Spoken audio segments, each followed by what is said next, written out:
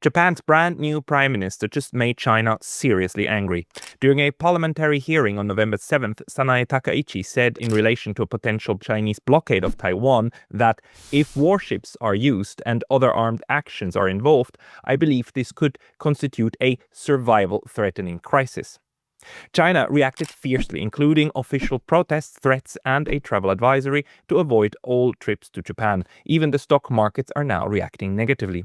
Here to discuss what is happening and why this sentence is such a huge problem is Dr. Joanna Lei, a former lawmaker in the Republic of China, that is the government of Taiwan, and a great friend of inner Chinese peace and reconciliation. Joanna, welcome back. Thank you, Pascal. You picked the right time for a very serious topic. It's a very, very bad topic, actually, and I'm very surprised by how this all blew up. Can you maybe tell us, first, what exactly happened and why is it that China is reacting in the way it is? I think there are a couple of really important points. Takaichi's statement is her official statement as a prime minister in the Diets.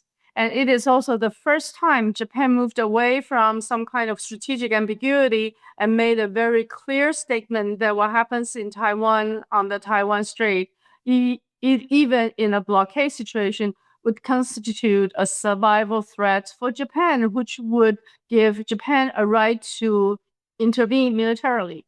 So all of these are first. They're the first time ever after the Second World War or in recent years that something like this has happened and made officially in the Diet. So China reacted strongly. Taiwan's DPP, the pro-independence and pro-Japan fraction, reacted jubilantly. So I think there are real reasons that this is not just a diplomatic hiccup, but a very serious issue. And the thing for Japan is that the sentence survival-threatening situation would mean that it would give the prime minister the power to dispatch the self-defense forces also in collective self-defense with other allies, meaning the United States and Taiwan. China is now officially saying that this is an inadmissible way of interfering in inner Chinese issues. Do you think the Chinese are overreacting, or was this to be expected? I think there are long historical wounds caused by Japanese military expansion towards China, causing wars against China, starting from 1895 and also more recently in 1931 to 1945. So those wars has caused China, either the Qing dynasty China or the current Chinese government, huge wounds that's opened by this simple statement. In addition, they were very careful. They told people what it meant to be considered a survival threat, because Japan has used that in its past aggression toward China, in its past aggression in the Pearl Harbor situation. So once this term is used and linking Taiwan Strait and situation in Taiwan to Japan's survival threat, it gives a very strong signal of potential military intervention. And that, of course, is not something that we've heard of before. And that is why the reaction is strong, swift, and decisive. The thing that I believe is not clear here in Japan and probably outside as well is just how hurtful it is for Chinese ears to hear this sentence of survival-threatening crisis or existential crisis, because this sentence goes back to the Second World War. Can you maybe speak to that a bit? Yeah, actually, before the major military confrontation in the Second World War, Japan used this survival threat as the reason to wage military attack towards China. And from that, you understand that the Second World War, either using a 14-year time period or a full 8-year time period, has caused over 30 million casualties or deaths in China, as well as countless destruction of properties and infrastructure. So these has been used as real warning signs for Japan never to wage military aggression towards other regions in Asia Pacific. And that is exactly why, after the war, Japan has a quote unquote peace constitution written by the then American General Command. And also, that is why Japan has Article 9 is quote unquote peace constitution.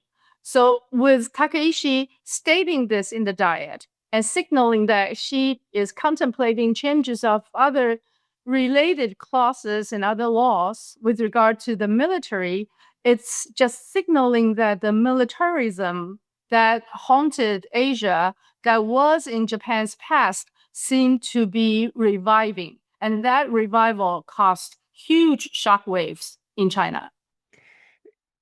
One thing Takaichi didn't do since she became the new prime minister was to visit the Yasukuni shrine, this war criminal shrine. She sent flowers instead of going there, but she didn't go herself. How do you explain to yourself that she's now making such a rhetoric in parliament? Well, certainly she has acquiesced in terms of going to Yasukuni shrine. We've maintained the position, both people in PRC and people in Taiwan who has followed governments that fought the Second World War have long insisted that those 14 Class A war criminals are the reason why we reject any Japanese politicians going to Yasukuni shrine. So I think Takaichi understands the severity of that and she acquiesced.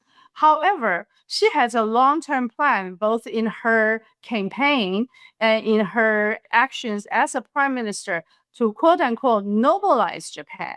That is to have Japan's self-defense as a full military, that has Japan release its restrictions from military expansion outside of the four island territory, and that she's thinking of reviving related laws with regard to the use of nuclear-related powers. So all of these are sending really, really strong signal that she has a destiny that she's following. She may take different steps. She may sometimes acquiesce.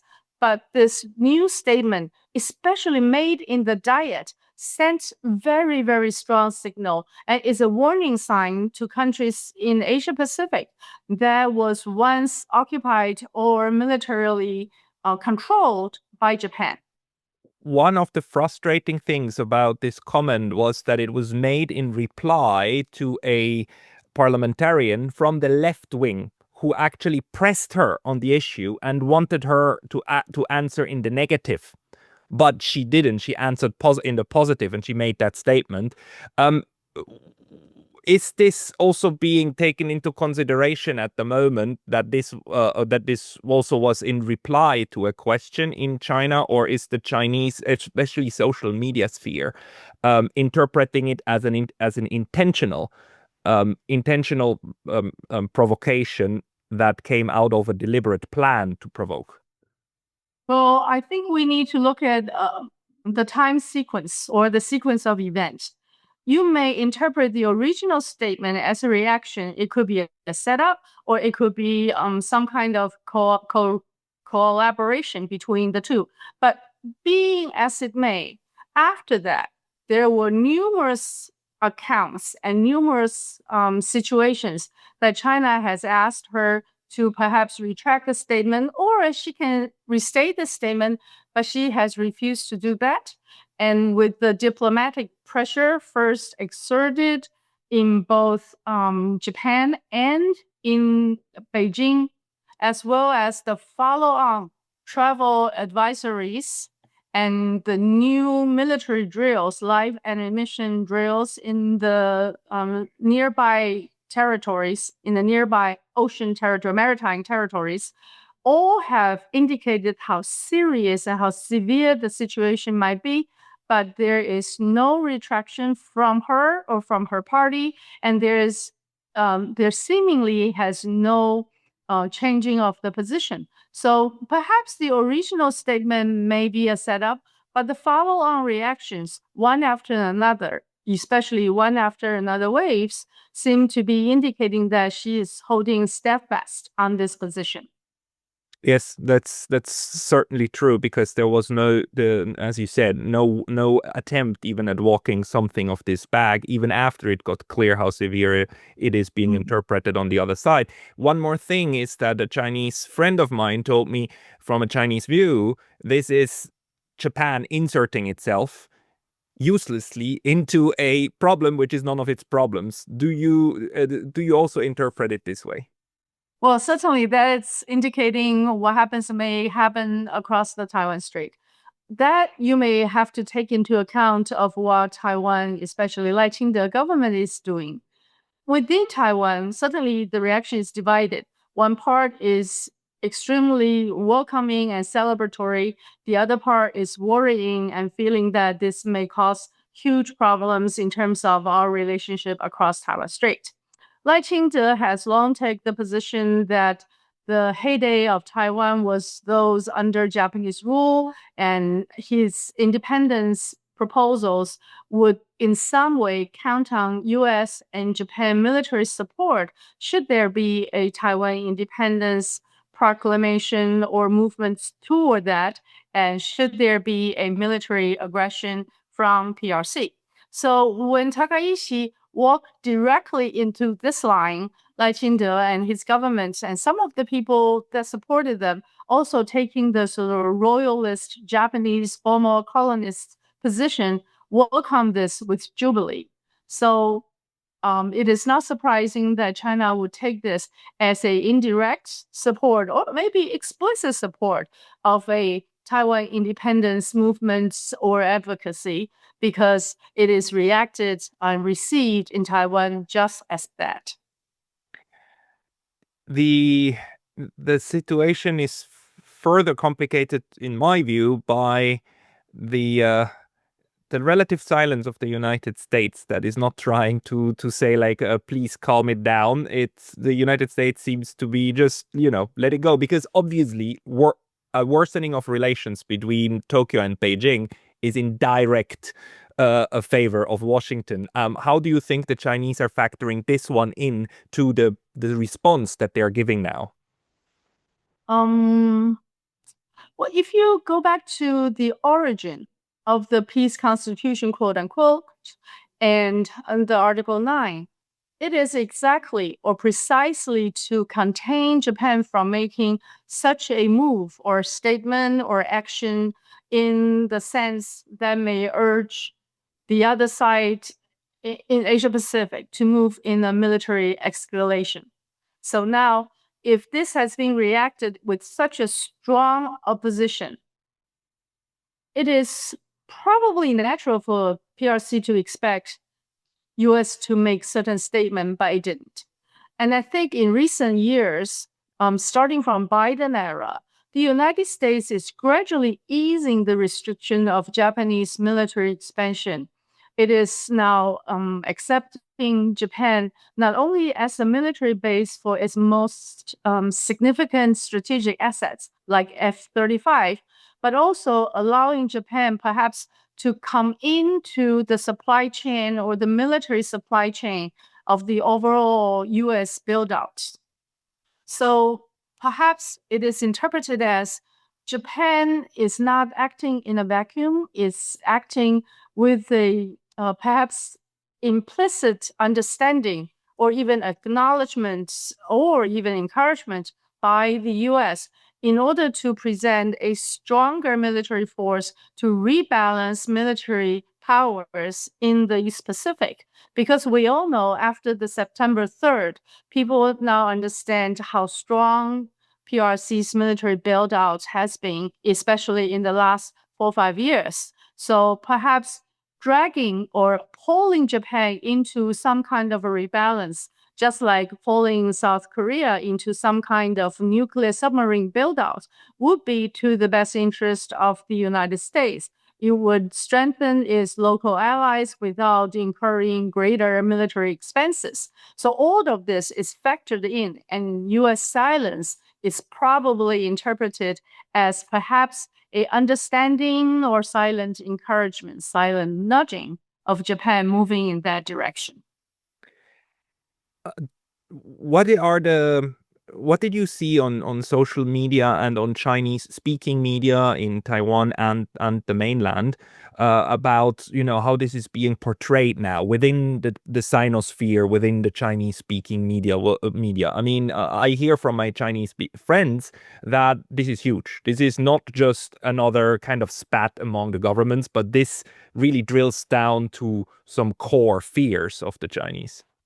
Well, Taiwan is divided, as I said earlier. Some people actually said Japan has no business in intervening into the cross-strait situation, with Japan so strongly backing seemingly lighting the Taiwan independence stance, it will reduce the flexibility of Taiwan in forming its own strategy and policy to deal with people across the Taiwan Strait. So that's one side, the worried side. The celebratory side said, okay, this is fantastic. And they have claimed that this is the most outspoken, most direct support of the current Lai Ching-te regime. And Lai Ching-te actually asked everybody to mobilize, to consolidate our support for such a great expression of support of Taiwan. So that's Taiwan. But in mainland China, I think the response, at least the stated response from the central government to local government to central media to local media to all kinds of media is universal.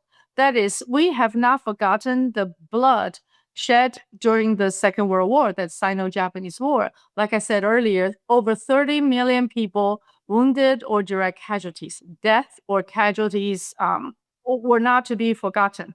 And also, do not forget that 1895, the first Sino-Japanese War, caused the colonization of Taiwan.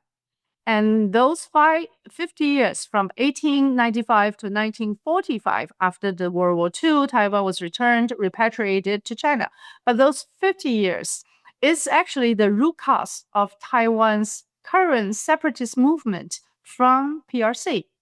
In those 50 years, the first stage was military aggression and massive massacres in Taiwan. Lots of people actually were killed. The numbers range from 400,000 to 600,000.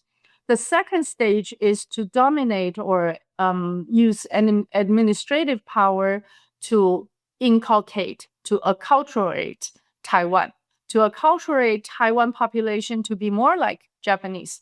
And the third stage is the royalist, quote unquote, stage. And during that time, some Taiwanese were pulled into the Japanese army, others were given privileges to be part of the overall Japanese dominance or Japanese ring of influence in the Pacific. So the three stages to date are remnant in Taiwan, but the current Lai Ching-te government only celebrate the second and the third part. He clearly ignored the first part of the mass massacre. In that sense, for the Japan and Taiwan, there is a very strong, especially from Lai Ching-te's point of view, a very strong cultural affinity. So Takaichi's statement is not only seen as a political or military support of the current regime, but also a cultural and historical validation of the self-identity of those Taiwanese who have, in my view, imagined a glorious Japanese colonial rule period. How do you see this play out? For China to issue a travel advisory and telling people not to go to Japan, and for airlines then to offer refunds to Chinese tourists, that's a huge step. And this is something that breaks, people to people links, right? And that's something that well, not just for economical reasons, but also for, just the way that these countries can interact with each other changes things. How do you see things developing? Japan is edging up in its pressure, and those coercive pressure is used very selectively. Japan has not reacted to any of them, so I expect this to escalate. One other historical fact was the 1895 war not only ceded Taiwan to Japan's colonial rule, but also gave Japan huge silver that funded Japan's industrialization and its modernization. And therefore, Japan was able to build a war machine against China. So all of this connected together will make Chinese government extremely careful. They will not accept a salami tactic of a salami revival of Japanese militarism. And therefore, I expect them to edge up their pressure in different way, shape, and form until the time then that Takaichi actually made a reversal in her statement. But you understand Japan better than me. It would be a huge loss of face. So she needs to be smart. If she insisted on her current position, she's going to bring Japan into a very dangerous zone. Yes, she will. On the other hand, she cannot back down from this. So the only way out would be a change of prime minister where the next one then can tone it down, which is not impossible, by the way, because she's extremely weak. It's a coalition government and she doesn't have a majority, but it doesn't look as if though she's losing anytime soon, but she's only been here for a month. What do you think that the reaction from around surrounding countries is now going to look like? Ms. Takaichi, for instance, she proposed a peace treaty with Russia, so she has tried to look reconciliatory with Russia. Do you expect something to come out of this? Well, if we look at in a broad stroke, very broad stroke, there may be two strong coalitions in Asia. One is Japan and US, and the other would be China and Russia, even though they are not formally aligned, right? Military alignment is not there. However, they do, in the military exercise, they actually work shoulder to shoulder and the interoperability is extremely strong. So I can't imagine Russia acquiescing to Japan's request without consulting with China, especially at the time this dynamic. So I expect Takaichi to face a lot of pressure, not just increasing pressure from China regarding her statement of Taiwan linking to Japan's survival, but also what about the 4 islands in the north? What about the island between Korea and Japan? Those are territorial disputes. And Japan has Senkaku Island, which is 钓鱼岛 dispute with China as well. So there are a lot of existing disputes, plus a new one, which is Liuqiu, the Okinawa.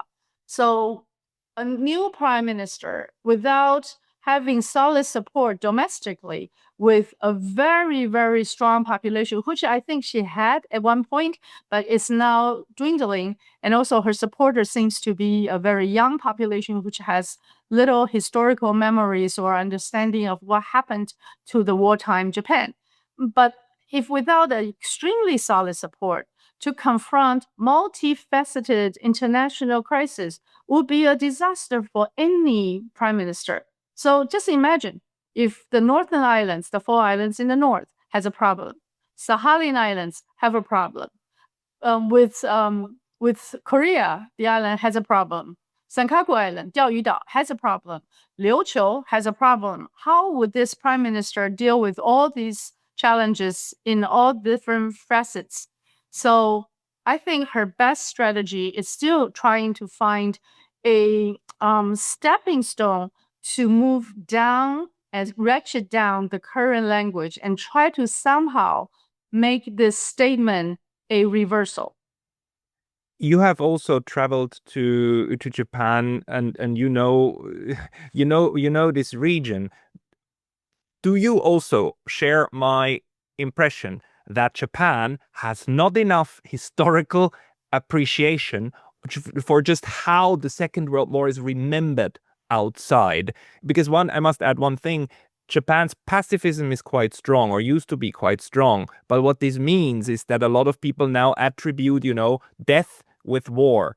Death happens because of war. Japan doesn't say like death in China happened because of our soldiers. It happened because of war. Japanese people died in Hiroshima. Chinese people died in Nanjing. It's war. This leads to a lack of appreciation of how this is viewed on the other side. Do you share this? Oh, absolutely. I think there is a very strong cohort effect. If you were born before the war, maybe you are now 80 and plus, you would have some firsthand understanding and may have your own conclusion. But the people who were born after the war, starting from 60-year-old to 70, 50 years old, a lot of them take a different position, saying that even though they may understand Japanese aggression toward other countries and territories in the region, they would say, oh, this is due to those militarists. That have nothing to do with the present Japan. In other words, war and remembrance in Japan has a chasm. They selectively remembered the nuclear holocaust, the bombing of Tokyo, but they selectively neglected the aggression initiated by Japan by design and by their military armies, soldiers, and generals alike to cause extreme pain of other people in the region. So this selectivity separated by different cohorts, people of different age, is extremely clearly for the youngest cohort. People supported Takaichi has 18 to 34 as the strongest cohort supporting her. And that cohort has no recollection of what Japan has done during the war. Therefore, I don't think there is clear accountability, clear understanding and acceptance of responsibility like Japan's other allies, their Axis countries' counterpart, like Germany has done. Germany has accepted their war responsibility, has taken strong measures to make that country accountable to other developments in Europe. But Japan has enjoyed a protected position by design by the United States to be an Asian forefront for the US. And therefore, many of the people are shielded from the real war and remembrance. They have not accepted the responsibility, nor have the governments, been accountable. Plus, one more thing, which is that Japan had to deal with the challenge of being occupied by the previous enemy. And if you keep focusing on who bombed you, then naturally you would have to put a focus on the United States. But instead, they focused on war is bad, war is bad, war is bad. But that eliminates guilt. And what the Germans did, they went through the guilt question, is something the Japanese avoided largely, not completely, but largely. And this is coming back to haunt us now. Where do you see a reasonable way out of this? Do you think we need a new discussion about history? I think there is a need to have real, full-faceted recollection of what happened. I feel so sorry that we're talking about this. I have some really older Japanese gentlemen friends who are 90 years old, who were part of the pre-war generation that understand what Japan did, and they were very apologetic to the pain and suffering Japan caused China. And those generation are dying fast. Sorry to say, the new generation has no moral remorse, nor do they have any moral understanding of that guilt and responsibility. So your point is very, very well taken. But I think the problem is partly because of the cross-strait situation. The war was led primarily by the KMT government.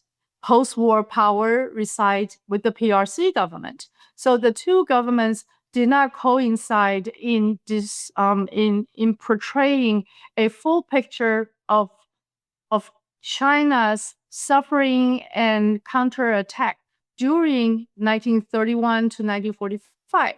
Little did these stories being told, and little did these stories being told in English. So I think the two governments, because of our own internal civil war situations, actually owe the world a full account of the Sino-Japanese War II, that is 1931 to 1945. And that would help us better understanding and attribute responsibility, guilt, and accountability. and reconciliation. I mean, what would be needed would be a joint study groups in order to reconcile these different narratives. And let me add one thing.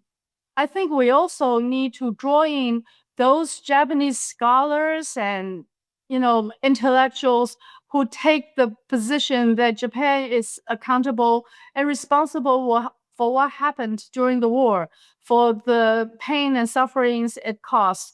Those people, the moral voices in Japan, needs to be strengthened, reinforced, and be drawn into an intellectual world community for the completion of this story. The story on 731 Laboratory was given by a Japanese senator to the world. And I think those kind of actions, those really brave souls, give us hopes that history will finally tell the complete story and the true, full story. I am worried that this dynamic that we are seeing now might already be leaving the realm of the work of historians, because, any Japanese scholar coming out and trying to do what you said will automatically be attacked by the right wing, and that will develop a political dynamic which will benefit them, and so on and so forth. So I wonder what you see as a pragmatic political tool that, for instance, the opposition force in Japan could use at the moment in order to undermine this dynamic where the right wing gets stronger, also by the left trying to do reconciliatory work. Well, you are exactly right. That is what political correctness means. When a position is so strong that doesn't allow any other deviation, that makes it a tool to oppress the other people holding different point of view. And that we've seen in the world in many different societies and in many different eras. This is no surprise and no different from any others. But I'm an optimist. I believe that there's still small little light that can shade in the darkest night. So the kinds of brave moral position taken by some of the Japanese, because I don't want people to hate Japanese. I think there are people who really want to bring out the true history, and they're haunted by the hidden facts, by the fact that Japan didn't accept its guilt and its responsibility, its incredible cruel treatment of people around the world. Those people who are haunted by this fact need to be supported. If they are not supported in Japan, they can be supported by the international community at large. And I think, Pascal, what you're doing, I'm a big fan of yours. I think you're always taking that kind of position, taking position that's not quote unquote politically correct, but morally sound and historically grounded. We need to figure out a way not to kill each other, because if we don't do a good job, that we will default back into. The problem I see now is that this rift, this big schism between China and Japan that's now seemingly breaking up again, is only playing into the hands of the dynamic of the people who try to split the globe itself, right? Of the West, together with Taiwan and Japan and the United States, against the China and Russia. So this is very unfortunate, actually. Well, I have written an article recently that we are in Yalta 2.0. If you recall the Yalta 1.0, which is US versus USSR that ended in 1991, it is a global competition of two systems and selected nominee wars in select countries, right? So that's Yalta 1.0. Now we're in Yalta 2.0. We're still looking at a global competition between the geopolitical force dominated by the United States and geoeconomic force currently increasingly influenced by PRC. Then there are countries being selected as forefronts, flashpoints, to prove one system is better than the other. Let me digress a little bit. Venezuela is a good example. It is not about the sort of drug trade. It is about changing regime. It's a regime change plan. The regime will be changed, quote unquote, to the liking of the United States, and that's the whole purpose. So if we put everything in the bigger perspective, I think Asia, Southeast Asia, in a slightly better position because Asians have a long history of consensual decision making in ASEAN, in RCEP, in more recent discussions, with the exception probably of Philippines. The other countries all work together, and they also are more economically linked with PRC. So we are looking at the race between two forces pulling the world in two different directions. To the extent that we allow political economic forces to dominate, to build infrastructure, to build digital networks, to allow developing of new markets, import and export free zones, and so on and so forth, we may be able to narrowly escape another big world Holocaust. But at this time, Takaichi is igniting a very dangerous bomb. Maybe she hasn't ignited yet, but she's holding a match very, very close to igniting this dangerous bomb. And we need to appease the situation and actually de-escalate as soon as possible. So let's move away from immediate danger. This is clear and present danger, and then work on a long-term competition or competitive strategy towards a world that's not going to allow us to kill ourselves. Because we know we created more weapons that are sufficient to kill the world many times. So the next world war will not be a war with survivors. We need to move away from that really bleak, unfortunate destiny.